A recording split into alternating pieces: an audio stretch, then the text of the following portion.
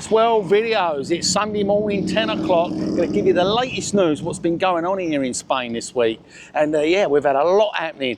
We've had bodies washing up in Torrevieja. We've had sharks in Mazaron. And not only that, we've had a big, massive rescue right in Torrevieja by the rocks. We've had a big, crazy driver just broke the world record speeding in Germany of 320 kilometers per hour. Going to let you know what kind of fines and speeding points you're going to be getting on your license for doing that kind of speed area on the roads in Spain. We're going to start our news this morning with the first story about a body of a young man found floating off the coast of Torrevieja. And it was a lifeless young man, and he was floating near Cala Redonda, which is one of the coves here in Torrevieja, which we're going to be going around and showing you exactly where it happened. It was discovered literally just 80 metres away from the beach there, just in the Mediterranean Sea. He was wearing his obviously swimming trunks and had diving goggles, but they're not sure of his identity yet, and it's not really known because according to the missing people, there's nothing matching his description. They're not quite sure on his death yet. They're not sure if it was just something that's happened in sea, which was one of them unfortunate circumstances, he's drowned or something like that. Or if it wasn't an accident, whether there was foul play involved. Now it's gone to the mortuary and they're going to be doing, of course, tests and everything, forensics, to find out what actually happened, which they'll find out in a few days. Look at that. That's Rogers. He loves it when I show his apartment. He got a right old bargain, already making money, and he's got it rented out as well. So yeah, old Roger from America's doing all right, isn't he, eh? Chitinging already. He's only just bought it a few months ago. Like most people in Spain, they're buying, and as they go up, tomorrow it's going up again. I'm getting a lot of messages as well, people with budgets of 100 and 130,000 euros. Tell you what, last year you probably could have got yourself a nice little apartment on a community with a pool and everything. But each month the market is shooting up and up and up. And if you do want to make that move, I keep telling people, you need to give me your budget and get on it straight away. We get the viewings for you and get you sorted out with a solicitor and get it all done. We've got to be quick because the budget is getting bigger and bigger as the time goes on. Good channel, thank you. Good channel, thank you very much. There we go, good channel. But yeah, like I say, this part of Spain is really popular and you're paying the prices, of course, to be in this part. And if you want cheap, you've got to go inland, but then you come to ghost towns. But that's a story for another day. That's if you're interested in making that move. Meanwhile, we've got a lot more news to keep up to date with. Before we tell you about this big, massive rescue that happened a few days ago here in Torrevieja, we've got the story. I've got to let you know about this crazy story of this lunatic. It was in Germany, 320 miles an hour, absolutely bonkers. This all happened to a driver who got caught by a radar in Germany, and it was on a motorway. Already he was fined 1,000 euros. Banned from driving. Listen, there's all these kind of radars now they've got. They've got drones for speeding as well. And you've got to be careful because in Spain they do have these fixed radars and they're like just 5 kilometres over the speed limit. You get that 5%. But in general, you've got to be sticking to the speed limits because if you don't, you could end up with these kind of fines. And of course, not just these fines, you're going to get the penalty points here. And they're getting tighter as well because they've got these speed traps, drones, cameras. So they're really tightening down all the time, and they're really high-tech cameras as well. So you don't want to get stung and get these points and get these fines. The mobile radars, they give you just 7%. But yeah, in general, you need to stick to the speed limit. The most you can actually do is 120 on the motorway. And in general, you know, around towns, it depends, you know, it could be 40, 50 or up to 90 on a dual carriageway. So yeah, you've got to be checking the speed limits. If you're not sure, always download the app there, Waze, W-A-Z-E, really good, better than Google. And it will let you know all the camera alerts and keep you in touch with the speed limits. If there's an accident, really, really good app, W-A-Z-E. That is a very good app to follow if you're moving about in Spain or in England, anywhere. So, yeah, everyone's using it. Don't know if you're using it, but someone told me about it. And yeah, at least you know where all the traffic jams are. It's all marked out. Next story is pretty frightening, really, and it's a new one on me. And this happened in Costa. Beware, you know, this person is posted, beware of banks. Obviously, of just withdrawing money out, but beware of anything, especially if you're like stopped for petrol in a garage or anything, because this little device I'm showing you now on the screen, this is what was found under the wheel of the car. So when the person actually went to go forward, they would have had a flat tyre, and as you know with the old scammers there, they would have raced to help you and help you with what you're doing. Of course, their intention is to rob you. Someone posted this just yesterday when they left the bank. They said a Moroccan guy, and there was a lot of witnesses there as well that actually saw what was going on, and they placed this device right under the car wheel, intention, like you say, to deflate the tyre really quick and then approach to help them. It's like one of them distraction kind of things going on. But fortunately, people spotted it and alerted her, and she was managed to quickly get the device away before she got the flat tyre. And just literally down the road in Punta Prima, just by the Santander Bank there, by the roundabout. So yeah, you've got to be vigilant and be aware of your surroundings. Always lock your doors and always check things, because these scammers love it this time of year because they know it's for the tourists and you've got loads of money. Talk about loads of money, and as you know, the looky are out and about, ducking and diving, playing hide and seek with the police, and the police have managed to nab some of them when they could be bothered, of course, and they've actually did seize a load of counterfeit goods, and they were put in a special place in Eco Park here in Torrevieja, but now they're having a big investigation because all the fakes have been disappeared. Normally happens with fakes, they take the fakes and they literally destroy them, burn them or whatever they do with them, and so they can't be resold. But in this case, they were stored in a place, and apparently it's been spotted that a van had pulled up and took all the stuff, and now it's all gone missing. Be back on the street soon, won't it? Back on the promenade here in Torrevieja. Now, they've got to try and find out where they are. Come along here and you'll see them again soon. So yeah, we've got a lot to talk about today, and the other subject as well is ticks, and with, of course, gnats and mosquitoes that spread diseases and love biting people unless you get the stuff, you know, rub it all over your legs and that. But yeah, ticks is a big problem, not just for animals, but for people as well.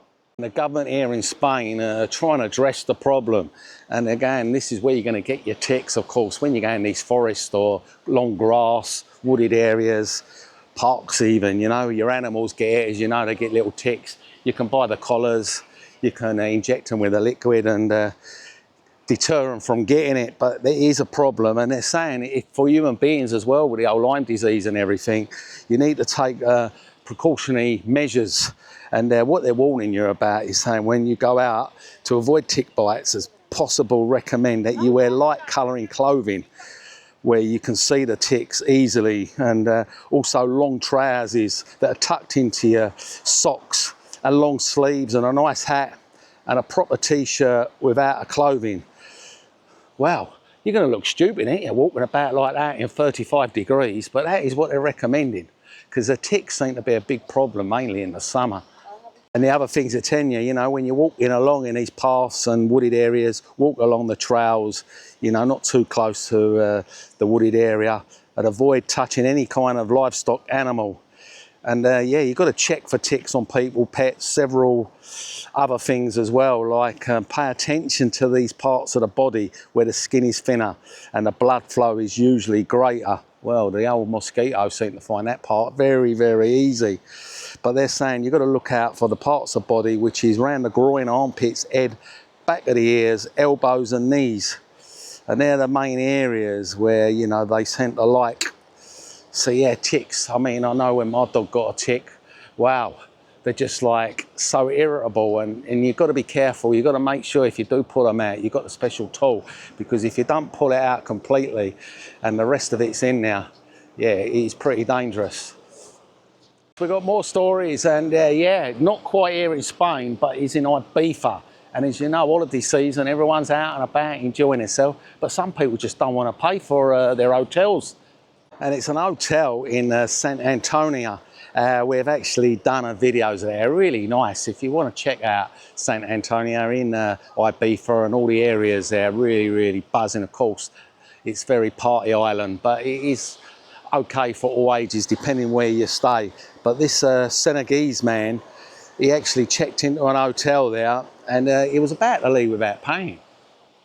It was a big hotel in San Antonio. I don't think it was a cheap one either, because it's they're saying it's a well-known one, and his bill we tried to dodge was 17,600 euros. Wow, that is a lot of money.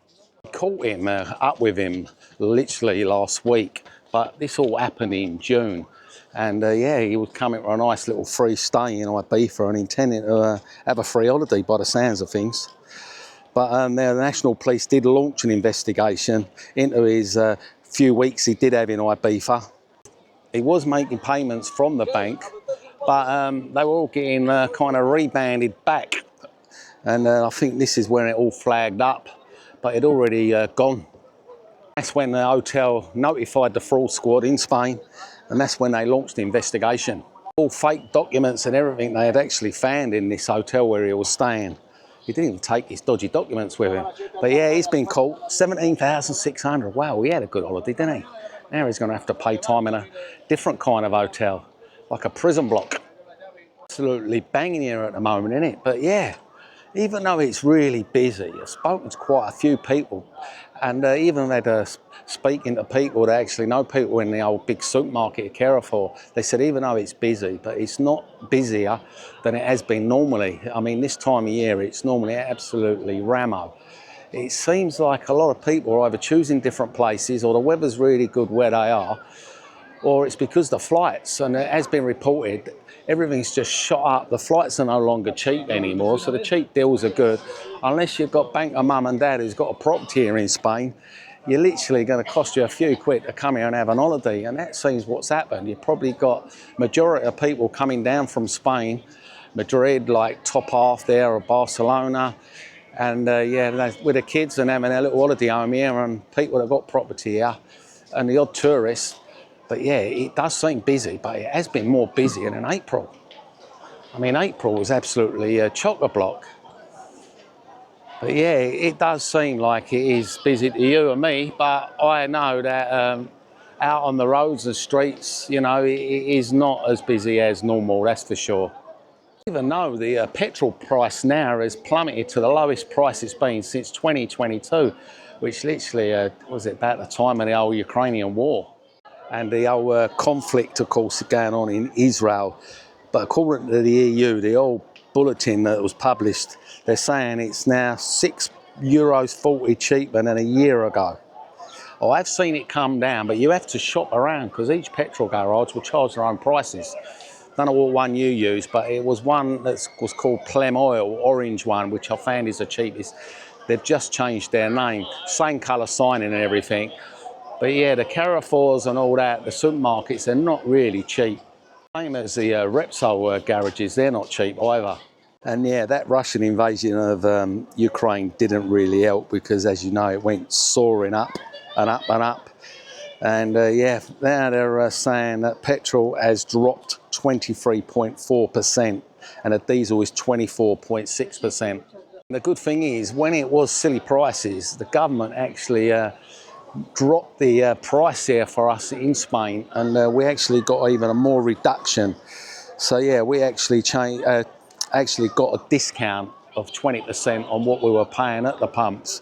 Of course, that lifted, just like the electric. When the electric went through the roof, they dropped the IVA, but that's all gone back on as it does, because I know they're short of money because they're clawing in our COVID payments as well. So it's cha-ching at the moment with the tourists and everything going their way. That is one good thing anyway, but yeah, more news to tell you. And this is a big news actually. Spanish police have actually dismantled a big smuggling ring, marijuana, that was linked to Ireland. And the police managed to crack down and catch these people because they were working really close with England and Ireland. And they broke up this big criminal organisation. And they've been accused of smuggling, like I say, marijuana hidden in sacks of animal feed that were shipped to Ireland. They're saying official statement from the National Police said the investigation was launched in 2025 and the investigators identified a network composed of British, Irish and Spanish nationals, and a group actually allegedly used international freight services to send all this feed on pallets. Saying they reckon they've actually trafficked over 3 tons of marijuana since 2019, and they were doing it consistently, monthly shipments. While they were doing that, they reckon the investigation actually intercepted some of these consignments that were going to Ireland, and they reckon the seizure of approximately 300 kilograms of marijuana, and they literally carried out 12 searches in Madrid and Malona and Seville, and arrested 13 people. And not only that, they've done a lot of our searches as well in Louth in Ireland as well. So their searches were going all over the place. And the operation that involved the UK and the National Crime Agency, during the house searches, officers seized just under 100 grand in euros and 3,000 in sterling and just under $2,000. 630 marijuana plants. Of course, there was weapons as well they got. They reckon they managed to seize semi-automatic pistols, 3 blank caliber pistols, 11 vehicles, of course high-end vehicles, 6 luxury watches, so all the top end of the luxury watches like the Rolexes and all that, and that was all valued over 200,000.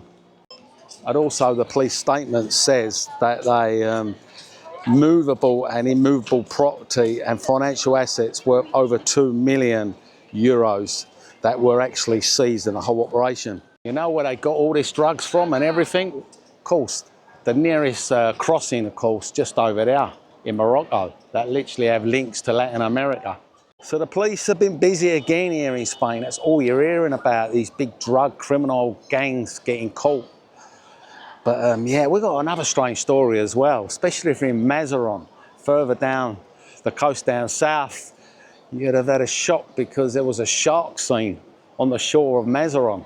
And of course the beach was packed, being summer, and this was a Puerto Mazaron and a 2-metre shark. I tell you what, you never seen the sea empty so quick. They actually all fled out of the water. A little swim on a nice sunny afternoon in La Rea Beach in this Puerto de Mazaron. They had this shock of this massive shark. This was on the 7th of August, Thursday, and it's said that it was literally 2 metres long. I think I'll be out of the water pretty quick if I was near that. So if you was down that way at 3 o'clock in the afternoon, you would have seen a big panic. Yeah, that's pretty scary, isn't it? And it's not the first time either they're saying a shark has come along the Murcia coast. Last year there was one literally swimming along, weighing around 200 kilos, but that one was found dead, and that was on Rueta Beach. The specimen had been reported of being seen alive just days earlier, but unfortunately something happened. So yeah, that was in down by Cartagena. We just met Emil here and his son, yeah, one of my subscribers, and he says he watches my video every day. Is that right? I do indeed, I do indeed, and that's what's inspired me to come out here. Oh God, I've done it to everyone, and I've made them live the dream. So whereabouts are you staying at the moment? I'm staying not too far from here, about 5 minutes. Are you on holiday or? I am on holiday. Yeah. I am on holiday. Yeah, And you intend to live here later in life? I do, you know, to be honest, because I am actually half Spanish. Yeah, yeah. great. I do actually intend to stay here, to be honest. And it's a nice part, isn't it, Torrevieja? It is. I mean, look, For sure. this time of morning, Ramo. But I was just saying on my video, it's not as busy as it would be normally in August. I know.